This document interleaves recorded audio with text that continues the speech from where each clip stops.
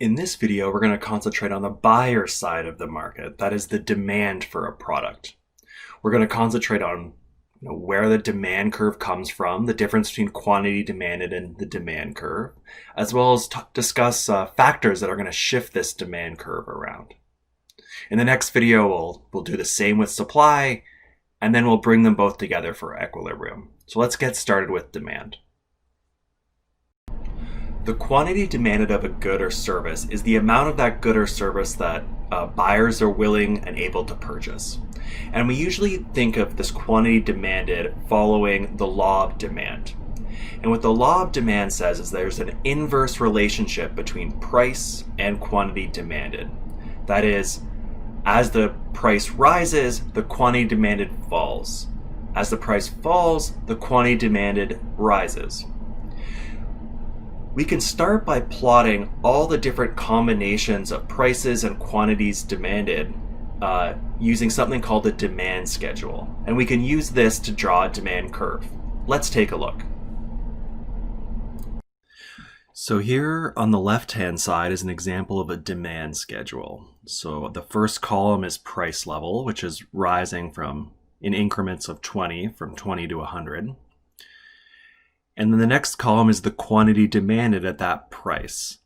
And so we can see that this demand schedule follows this law of demand, in that as the price increases as we move down, the quantity demanded goes down. So as price goes up, quantity demanded goes down. This is the law of demand. And so what we can then do is think about translating this demand schedule into a demand curve. And what the demand curve is going to show is all the different quantity demanded at all different prices. So it's giving us this relationship in general between price and quantity demanded. And so what we can do is kind of graph out these points, and then we can start to connect them. If we imagine that we had every possible we had a quantity demanded for every possible price on this demand schedule.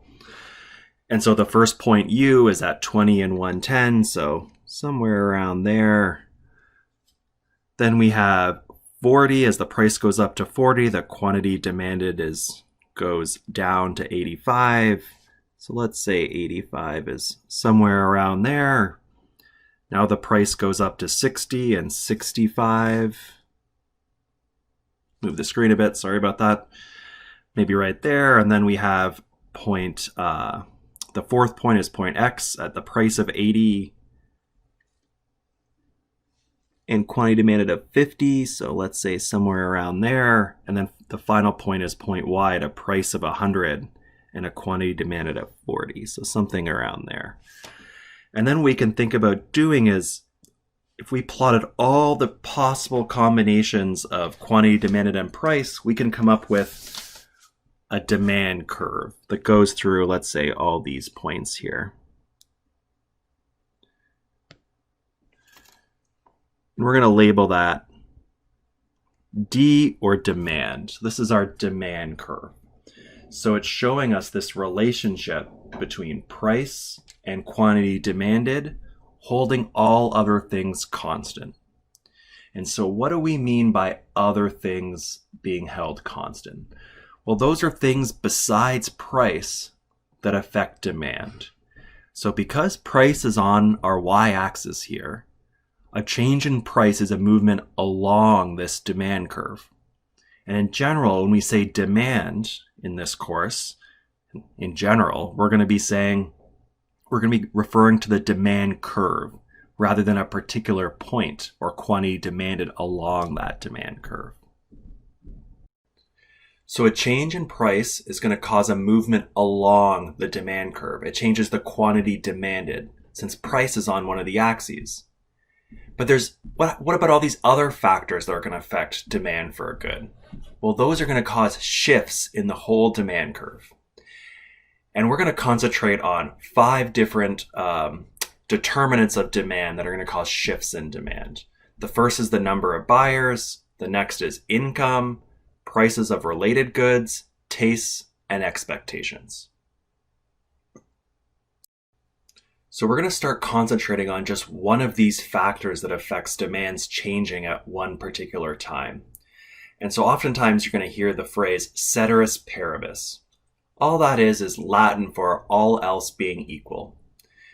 So what we're going to do is we're going to look at the effect of a change in one of these factors of demands, holding everything else in the world constant. So we can just isolate what happened to the demand curve when just this one thing changes. And when we think about a change in the demand, let's say an increase in demand, we're going to think about the whole curve shifting to the right, just like this. Whereas we're going to talk about a decrease in demand, we're going to talk about the whole curve shifting to the left. That is, at each given price, the quantity demanded goes down for a decrease in demand. And for an increase in demand, that means at every given price level, the quantity demanded has gone up. So the first demand shifter we're going to look at is number of buyers. And I think this one's fairly intuitive. An increase in the number of buyers is going to increase the quantity demanded at each price. So an increase in the amount of buyers shifts the whole demand curve to the right. Conversely, a decrease in the number of buyers is going to decrease the quantity demanded at each price, which is going to shift the whole demand curve to the left or decrease demand. The second demand shifter that we can look at is going to be income. And changes in income are going to affect goods differently depending on what kind of goods they are. So for instance, demand for a normal good is positively related to income.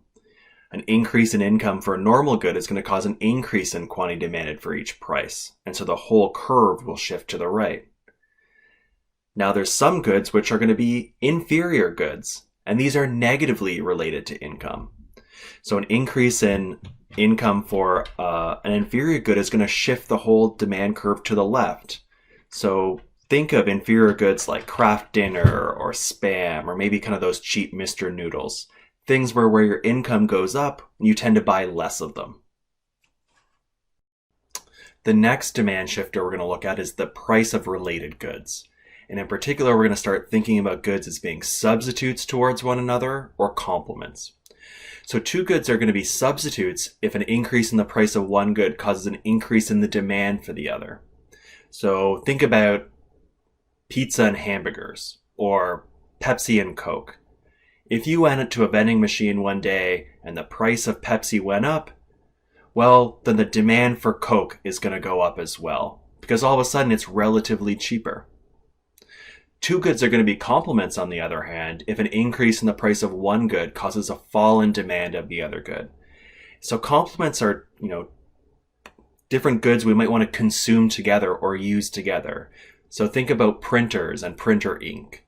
So if the price of printers went up, the demand for printer ink might go down. If the price for printer ink goes up, the demand for printers would go down. So how the price of other goods changes is going to influence the demand for the good that you're looking at. The final two demand shifters we're going to look at are tastes and expectations. I think taste is fairly intuitive. If consumers' tastes, for whatever reason, start to shift towards the good, that's going to increase the demand for that good. And we see things come in and out of fashion all the time. So if something becomes kind of a fad or becomes in fashion, the demand for that good or service is going to increase. We've seen things like that through diets and stuff like that with the Atkins diet. The last demand shifter we're going to look at is expectations. And so we're going to think about people being forward-looking in general in economics. And so you're going to think about what's going to happen in the future when you're making decisions today. So for instance, if you expect your income to rise in the future, you might change your demand today. So if you are graduating or you're going to have a high-paying summer job, instead of waiting till you're making more money in the summer, you might increase the amount of times that you eat out, right before the summer starts in the spring. Conversely, if you think the economy is going to do worse or the economy is going to sour, maybe you're worried about job security. And so you're going to reduce your demand for things like new cars or restaurant meals. Now that we have a handle on demand and factors that shift demand curves around, and factors that cause movements along the demand curve, such as price, we can turn our attention to the other side of the market, supply, or the sellers. And then we can bring them both together for equilibrium.